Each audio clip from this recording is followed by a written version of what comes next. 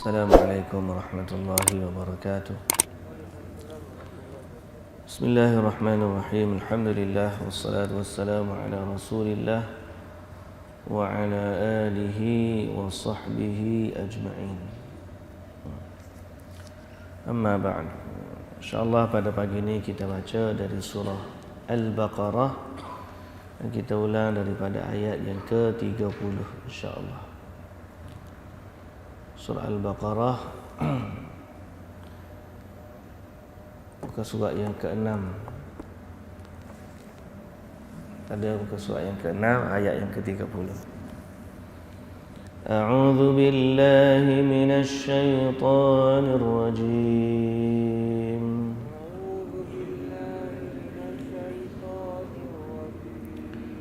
Bismillahirrahmanirrahim.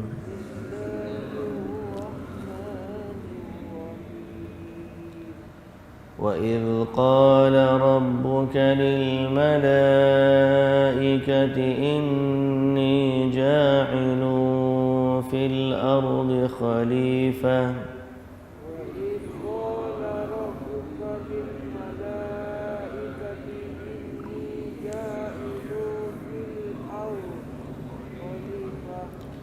قالوا أتجعل فيها من يفسد فيها ويسفك الدماء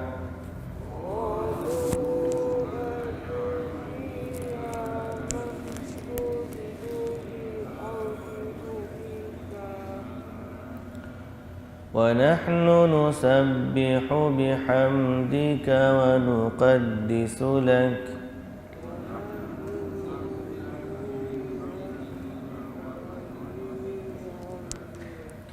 قال إني أعلم ما لا تعلمون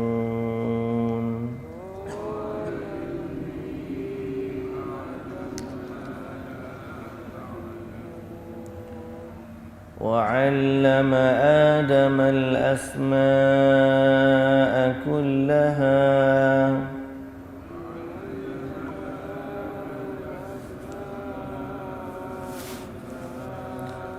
ثم عرضهم على الملائكة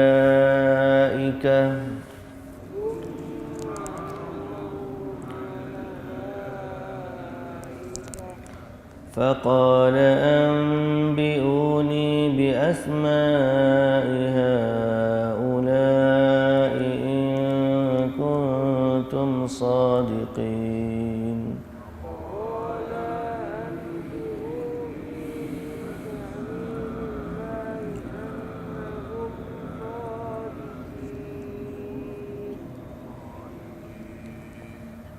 قالوا سبحانك لا علم لنا إلا ما علمتنا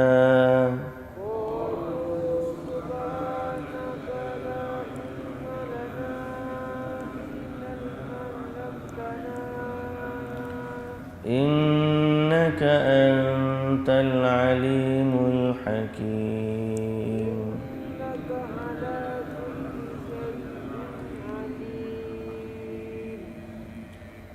قال يا آدم أنبئهم بأسمائهم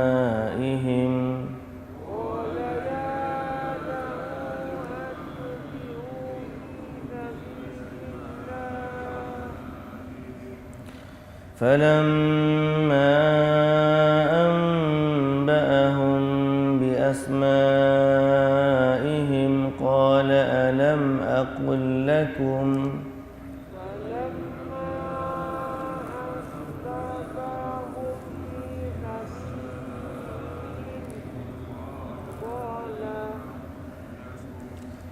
قال ألم أقل لكم إني أعلم غيب السماوات والأرض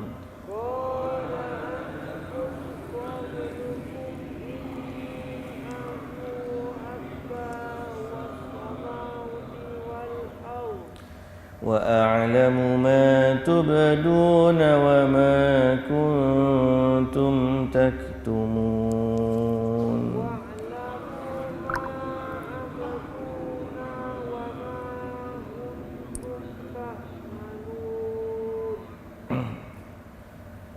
Baik, bismillahirrahmanirrahim.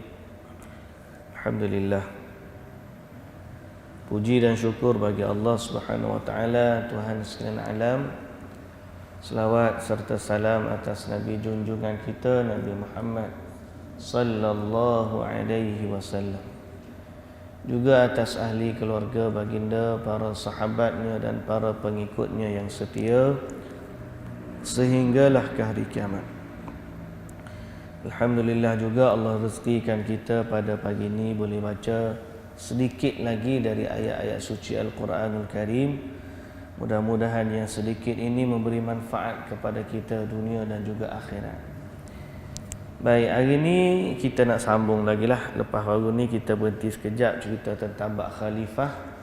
Maka hari ini kita sambung balik tafsiran kita. Iaitulah baru ni kita berhenti pada ayat yang ke-30. Sambungan daripada ayat tu ayat 31, wa 'allama Adamal asma'a kullaha, dan dia telah mengajarkan Nabi Adam akan segala benda-benda dan gunanya. Thumma 'aradahum 'alal malaikah, kemudian ditunjukkan kepada malaikat. Lalu dia berfirman, yakni Allah, terangkanlah kepadaku nama-nama benda ini jikanya benda ini semuanya jika kamu golongan yang benar. Jadi Allah Subhanahu wa taala setelah menciptakan Nabi Adam alaihissalam, dia mengajarkan kepada Nabi Adam nama-nama sekalian benda. Disebut dalam tafsir, semua ni makna semua perkara yang ada di dunia lah.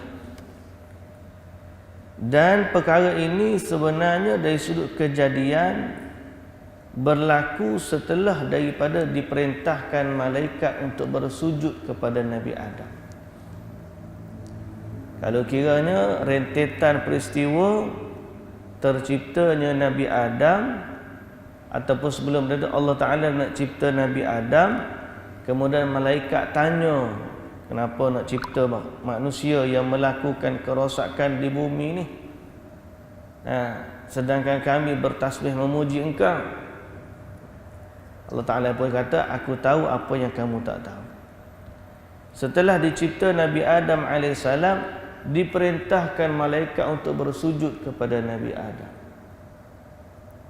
Kemudian malaikat pun bersujud kepada Nabi Adam. Baru lepas pada itu Allah membuktikan kemuliaan manusia kepada malaikat dengan Allah Ta'ala menunjukkan ataupun mengajarkan kepada Nabi Adam alaihissalam akan nama-nama yang makhluk yang ada.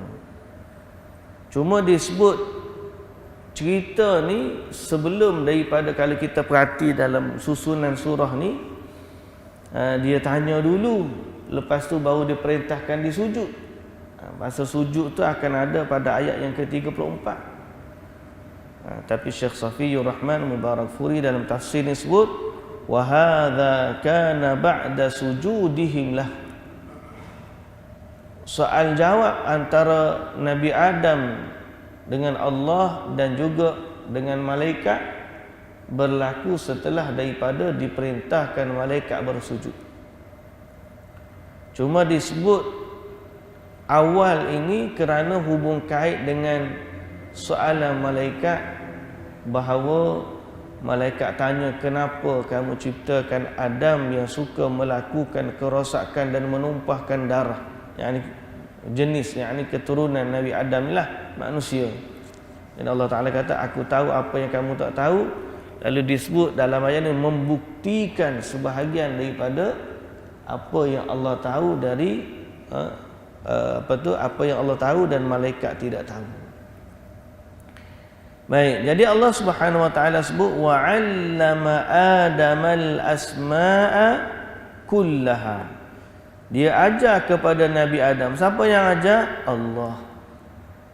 Allah sendiri yang mengajarkan kepada Nabi Adam segala nama-nama.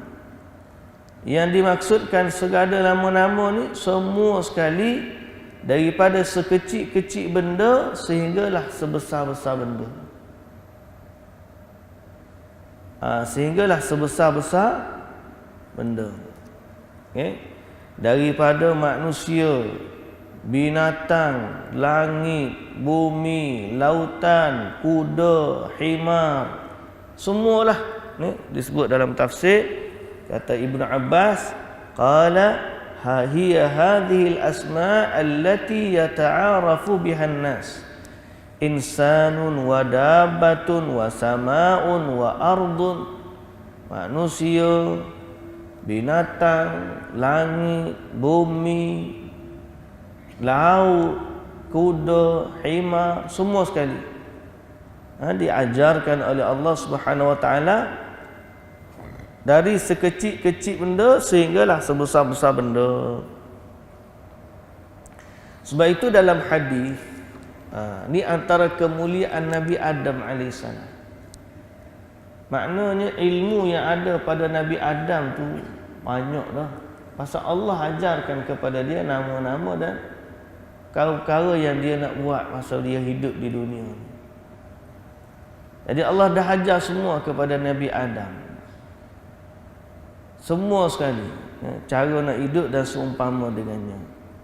Dan menjadi kemuliaan bagi Nabi Adam AS, sehingga perkara ini disebut oleh manusia, sekalian manusia, apabila mereka pergi cari Nabi Adam AS di akhirat nanti.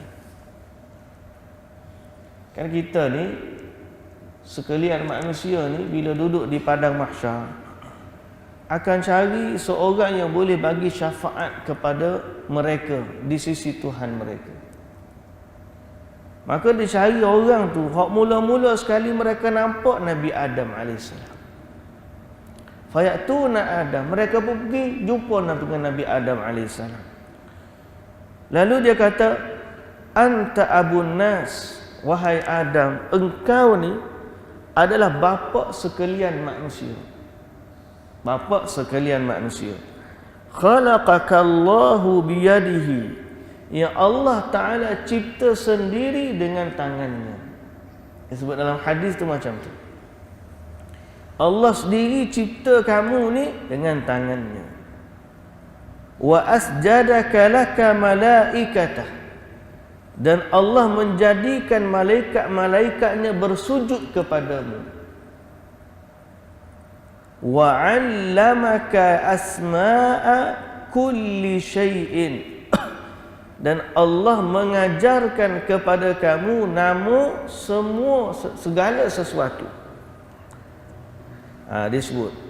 Jadi kemuliaan Nabi Adam dalam hadis ni sahih riwayat Imam Bukhari. Waktu manusia pergi jumpa dengan Nabi Adam AS akhirat, dia sebut 4 kemuliaan Nabi Adam. Pertama, anta abun nas, kamu ni bapa sekalian manusia. Kedua, Allah ciptakan kamu secara langsung. Maksudnya, khalaqakallahu biyadihi, Allah buat kamu daripada tanah dan Allah tiupkan kamu tu secara direct. Biyadihi ini disebut dalam lafaz hadis, biyadi, dengan tangannya. Allah buat sendiri, orang lain tidak lagu tu. Nabi Isa AS tak ada bapa, tapi kurang-kurang lahir daripada rahim seorang ibu. Nabi Adam ni tak lahir daripada mana-mana rahim ibu. Tercipta dia daripada tanah. Kalau Hawa dicipta daripada unsurnya Adam, tapi Adam AS tercipta dia daripada tanah. Allah cipta direct. 2. Ketiga disebut Allah perintahkan malaikat bersujud kepadamu. Dan yang keempat, Allah mengajarkan kamu semua nama-nama asma'a kulli syai'. Allah ajarkan kepada kamu nama-nama segala sesuatu. Maka ini 4 kemuliaan yang manusia sebut kepada Nabi Adam waktu mereka minta syafaat. Tapi apa jawapan Nabi Adam? Nabi Adam kata apa? Nabi Adam kata lastu hunakum wa yadhkuru dhanbahu fayastahi. Dia kata aku tak boleh tolong kamu.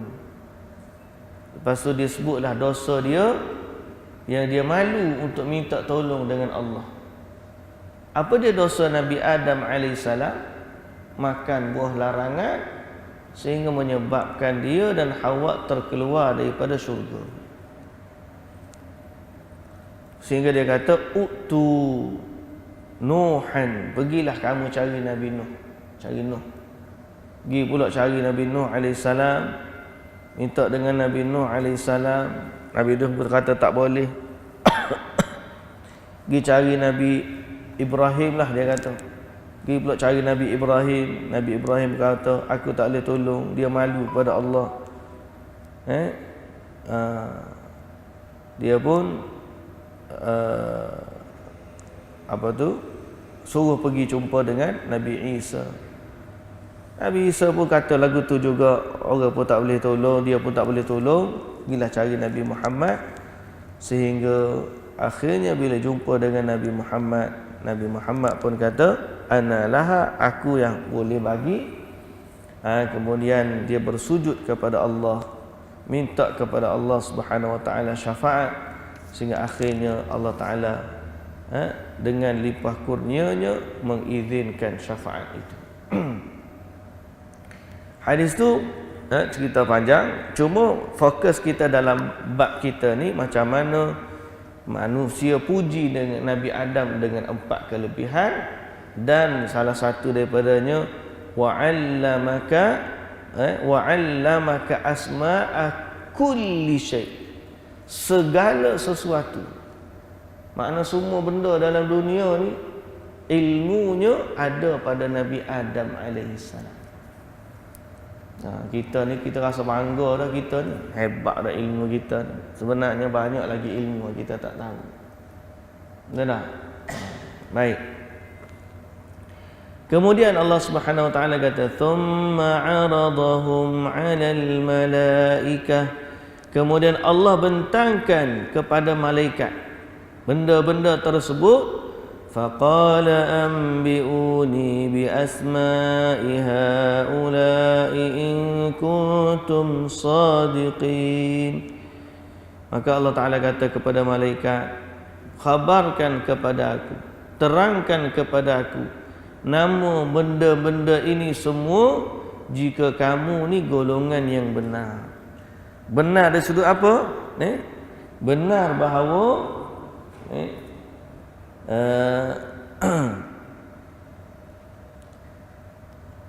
in kuntum sadiqin fi qilikum inni in ja'altu khalifati fil ardi min ghairikum asani wa dhurriyyatahu wa afsadu wa safaku ad-dima wa in ja'altukum fiha ata'tumuni wattaba'tum amri bit ta'zim li wat taqdis فَإِذَا كُنْتُمْ لَا تَعْلَمُونَ أَسْمَاءَ هَؤُلَاءِ الَّذِي عَرَضْتُ عَلَيْكُمْ وَأَنْتُمْ تُشَاهِدُونَهُمْ فَأَنْتُمْ بِمَا هُوَ غَيْرَ مَوْجُودٍ مِنَ الْأُمُورِ الْكَائِنَةِ الَّتِي لَمْ تُوجَدْ أَحْرَى أَنْ تَكُونُوا غَيْرَ عَالِمِينَ. Jadi Allah Ta'ala kata kalau kamu benar malaikat pada dakwaan kamu bahawa aku jadikan di dunia ni makhluk yang merumpahkan darah dan melakukan kerosakan. Jadi malaikat bila dengar lagu tu apa kata malaikat? Qalu subhanaka la ilma lana illa ma 'allamtana. Kata malaikat, maha suci engkau ya Allah. Kami tidak memiliki pengetahuan selain dari apa yang engkau ajarkan kepada kami. Ni banyak kadang-kadang kita baca di awal muqaddimah.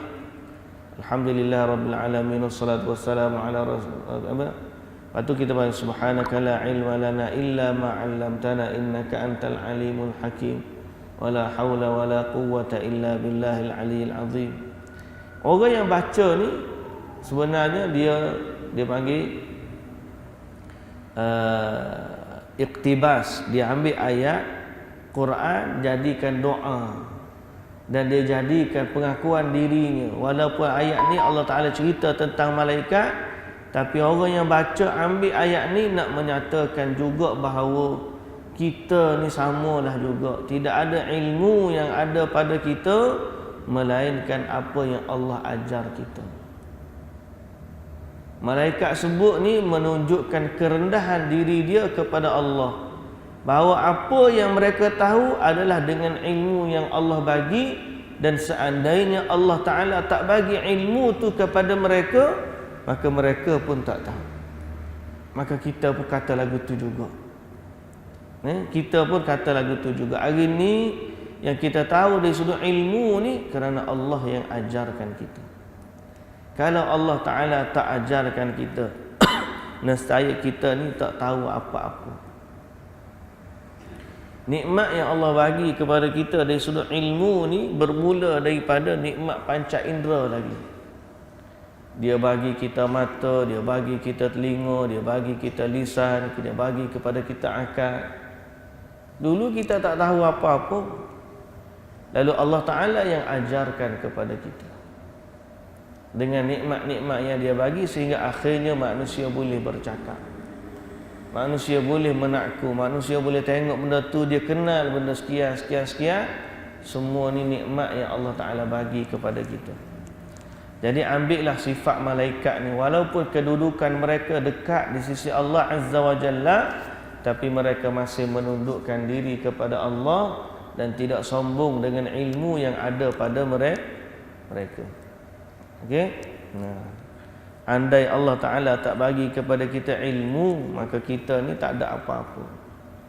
Jangan rasa mulia dengan ilmu sebab kita. Tidak. Sebaliknya ilmu tu adalah kemuliaan yang Allah bagi kepada kita.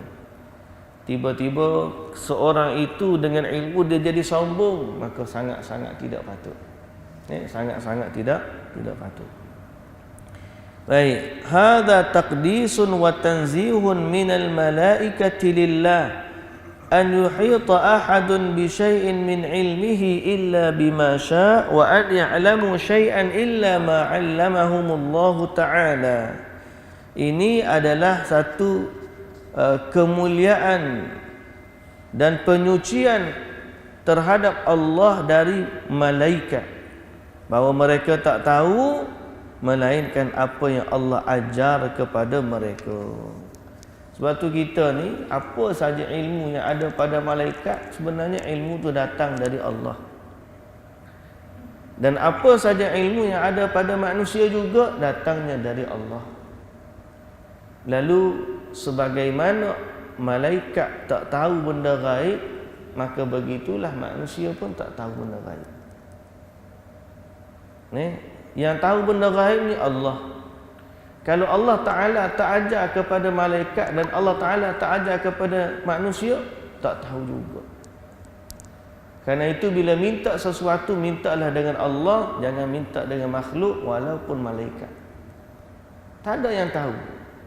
Dan dalil yang lain menunjukkan malaikat pun tak tahu benda gaib ialah soalan Nabi, soalan Jibril kepada malaikat tentang kiamat. Jibril tanya Nabi, bila nak berlaku kiamat? Nabi kata, hak tanya pun tak tahu, hak kena tanya pun tak tahu. Maknanya malaikat pun tak tahu benda gaib, Nabi Muhammad pun tak tahu benda gaib. Oleh kerana dua-dua tak tahu benda gaib, yang tahu ni siapa? Allah Subhanahu wa ta'ala. Jadi Allah adalah Tuhan yang Maha Agung. Jangan disyirikkan Allah dengan sesuatu, tidak dengan Nabi dan tidak dengan Jibril. Itu juga bukti menunjukkan malaikat tak tahu ilmu gaib. Kadang-kadang ada manusia menjadikan malaikat sebagai sekutu bagi Allah, dengan alasan boleh jadi malaikat ni tahu benda gaib. Jawapan dia, malaikat tak tahu. Iblis pun tak tahu. Iblis pun tak tahu. Tak ada orang yang tahu ilmu gaib melainkan Allah. Kalau tiba-tiba ada seorang mari dia mendakwa dia tahu benda gaib, maka dia adalah pembohong besar. Ada satu orang dekat satu rancangan live lah, dia kata aku boleh tahu masa depan. Aku boleh tahu masa depan. Jadi yang pengacara ni dia pun tengok pelik dah, terkebir-kebir. Dia akak tangan dia, lepang dia tapang. Dia kata, did you see that? Dia kata, macam mana mu kata mu tahu masa depan, sedang mu tak tahu pun aku nak tapam. Betul tak? Kalau dia kata dia tahu masa depan, mesti mu tahu aku nak tapam dan mu boleh elak. Tapi kalau aku tapam mu tak boleh elak, berarti mu bohong. Sebab tak ada orang yang tahu, di sisi Allah sahaja ilmu gaib. Jadi kalau ada hari ni orang mendakwa dia tahu ilmu gaib, maka dia adalah pembohong. Yang tahu benda gaib Allah. Yang manusia, Nabi tahu, malaikat tahu, itu kerana Allah yang bagi tahu. Sebab tu bila minta sesuatu, minta dengan Allah. Hatta syafaat, walaupun kita minta syafaat Nabi, tapi kena betul cara dia. Minta dengan Allah, ya Allah, aku minta kepadamu syafaat Nabiku. Jangan minta, ya Rasulullah, mintalah syafaatmu. Ya Rasulullah, mintalah syafaatmu. Salah doa macam tu. Kita kena doa minta dengan Allah, kerana Allah sahaja yang maha berkuasa dan memiliki segala-galanya. Dan Allah sahaja yang tahu benda gaib, tidak lain daripadanya. Baik, yang seterusnya. Allah Subhanahu wa taala kata lagi, qalu subhanaka la ilma lana illa ma 'allamtana innaka antal alimul hakim. Qala ya Adamu anbi'hum bi asma'ihim. Engkaulah Tuhan yang maha sebelum itu. Innaka antal alimul hakim, engkaulah Tuhan yang maha mengetahui dan maha bijaksana. Dan Allah Ta'ala kata, wahai Adam, anbi'hum bi asma'ihim, khabarkan kepada mereka, beritahu kepada mereka nama benda-benda itu.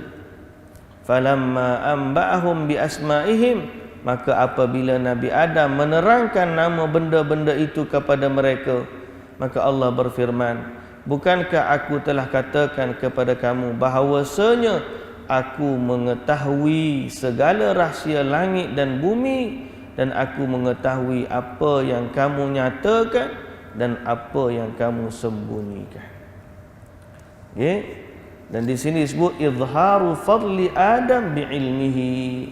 Allah nak menunjukkan kepada malaikat bahawa kemuliaannya Nabi Adam alaihissalam dengan ilmu yang Allah Ta'ala kurniakan kepada mereka.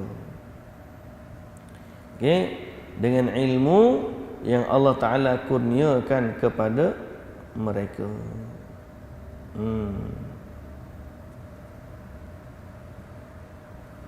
Baik. Jadi di sudut, maka di sini tidak ada kemuliaan yang lebih besar bagi manusia daripada malaikat, daripada iblis, melainkan kemuliaan ilmu. Kita ni mulia, kalau dari sudut penciptaan tak mulia kita. Sebab tu iblis dia rasa dia lebih mulia sebab dia banding dengan penciptaan. Dia kata, qala ana khairum minhu khalaqtani min narin wa khalaqtahu min tin. Wahai Allah, aku lebih mulia daripada Nabi Adam alaihissalam. Engkau ciptakan aku daripada api dan engkau ciptakan dia daripada tanah. Itu banding api dengan tanah. Kalau banding tanah dengan cahaya, malaikat dicipta daripada cahaya, mana lagi mulia? Lagi mulia malaikat lah daripada manusia.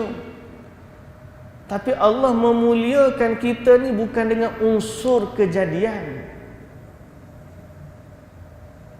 Allah memuliakan kita ni bukan unsur kejadian. sebaliknya Allah muliakan manusia dengan ilmu pengetahuan. Jadi jangan kita bangga, aku ni keturunan fulan bin fulan, bangkit asal. Sedangkan dari sudut ilmu dia jahil. Ada kadang-kadang orang bangga dia ni keturunan bangsawan, keturunan mulia, keturunan ulama, atau keturunan nabi sekalipun. Tiba-tiba dia jahil tentang agama. Maka kita kata tidak ada kemuliaan bagi manusia melainkan dengan kemuliaan ilmu.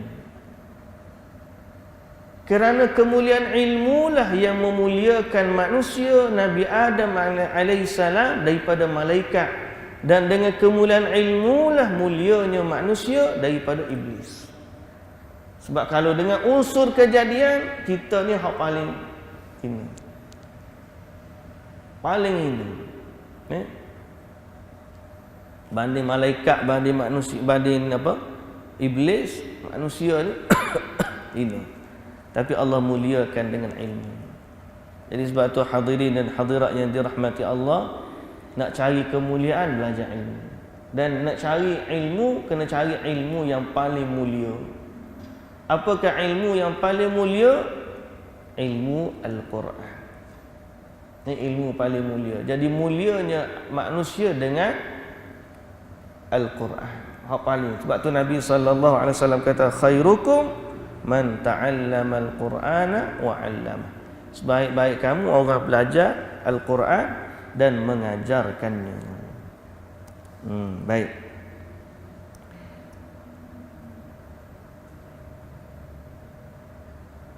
Dengan sebab itu, malaikat pun faham.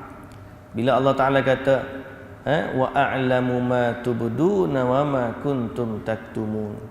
Aku tahu apa yang kamu sembunyikan dan apa yang kamu zahirkan.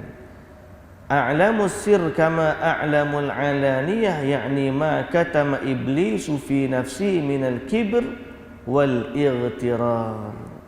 Dia sebut di sini apa yang kamu zahirkan dan apa yang kamu sembunyikan. Kerana Allah tahu apa yang ada terbuku di hati iblis sewaktu diperintahkan sekalian malaikat bersujud kepada Nabi Adam alaihissalam. Baik, muslimin dan muslimat yang dirahmati Allah, maka kisah Nabi Adam diperintahkan untuk bersujud, atau kisah malaikat diperintahkan untuk bersujud kepada Nabi Adam alaihissalam, insya-Allah kita akan baca besok hari. Jadi ambillah kemuliaan kita, bahawa sekali lagi kita sebut kemuliaan manusia adalah dengan ilmu.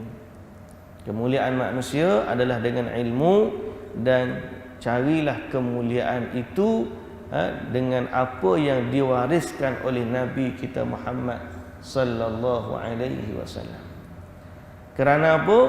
Kerana sebagaimana Allah ajarkan kepada Nabi Adam, lalu mulianya Nabi Adam lebih daripada malaikat, lebih daripada iblis, maka itulah menjadi satu bukti bahawa ilmu yang mulia ialah ilmu yang datangnya dari Allah. Jadi setelah Allah ajar pada Nabi Adam, datang pula generasi Rasul seterusnya, Allah ajar pula Nabi Nuh. Mari pula Rasul seterusnya, Allah ajar pula Nabi Ibrahim, Allah ajar pula Nabi Musa, Allah ajar pula Nabi Isa. Sehingga akhirnya manusia ni apabila dia lari daripada landasan, Allah yang akan ajarkan kepada Rasul-Rasul melalui wahyu.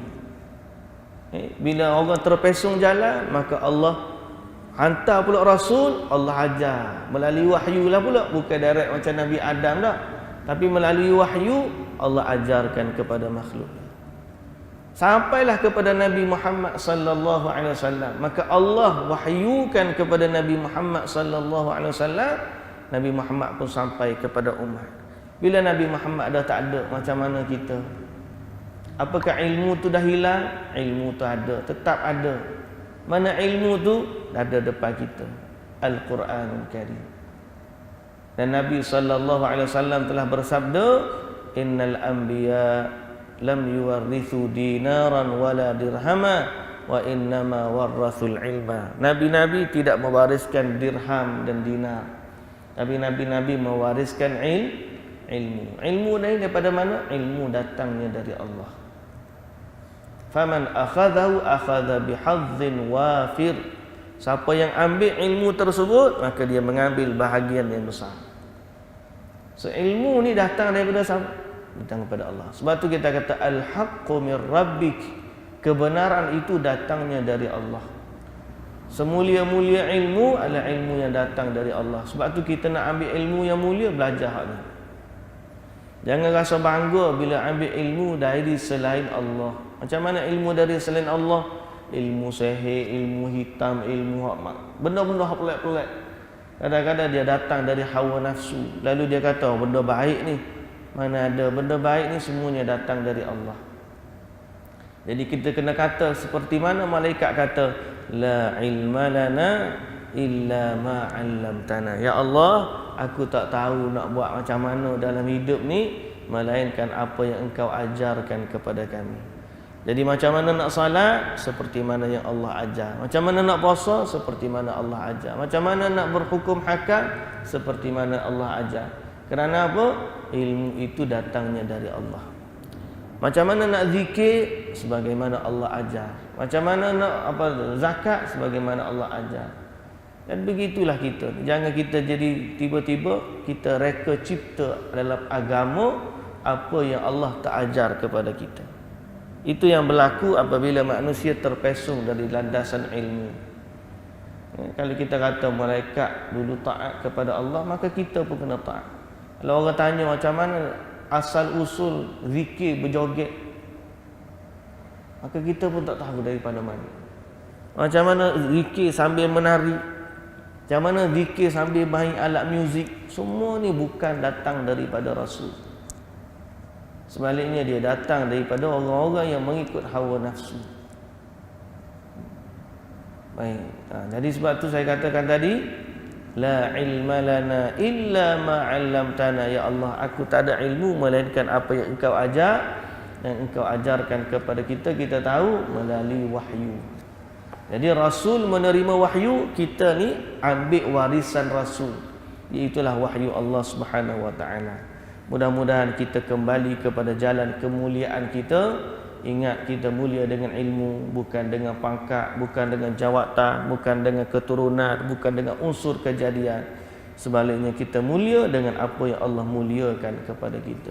Mudah-mudahan Allah berkati kita semua. InsyaAllah kita sambung besok hari. Wallahu ta'ala alam.